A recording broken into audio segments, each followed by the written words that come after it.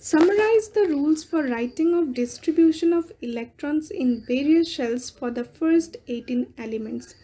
यानी कि हमें रूल्स बताने हैं किसके rules for writing of distribution of electrons in various cells for the first 18 elements.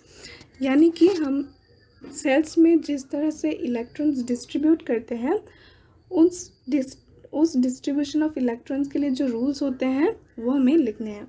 तो देखिए कौन से रूल्स फॉलो किए जाते हैं। The following are the rules followed for writing the number of electrons in different energy levels और shells for the first 18 elements.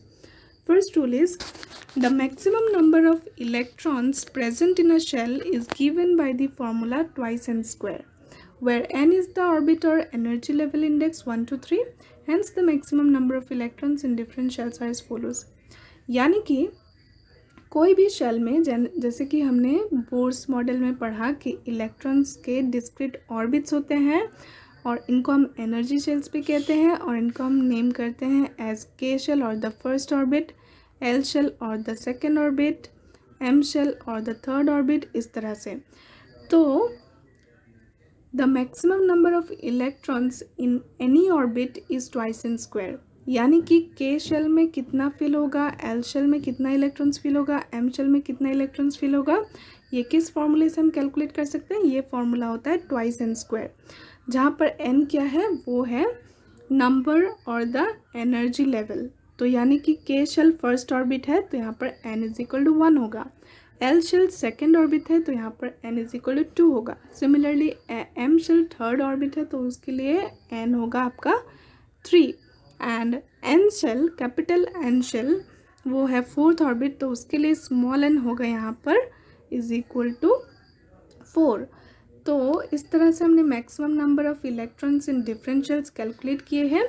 तो के शेल के लिए 2 होगा, एल शेल के लिए 8, एम शेल के लिए 18, एन शेल के लिए 32।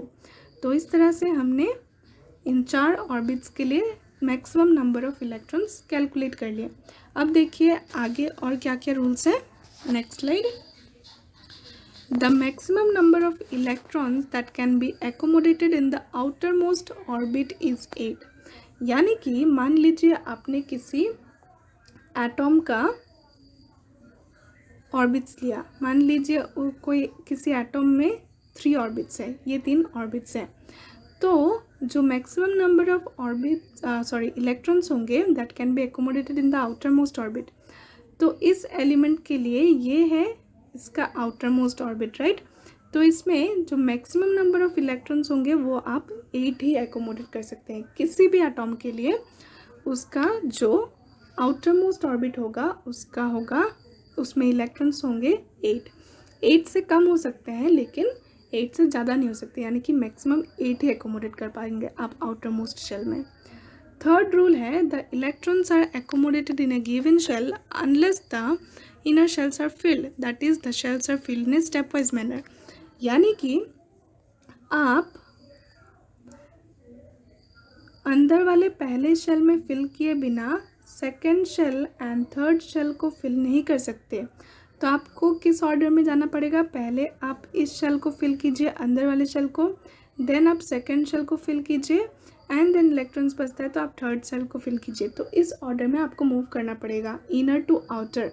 आप इनर शेल को कम्प्लीटली फिल किए बिना बाहर वाले शेल को फिल नहीं कर सकते, ठीक है। तो पहले आपको अंदर वाले शेल को फिल करना पड़ेगा, then second shell, then third shell, इस तरह से ऑर्डर मेंटेन करना पड़ेगा, ठीक है। अब हम देखते हैं नेक्स्ट स्लाइड।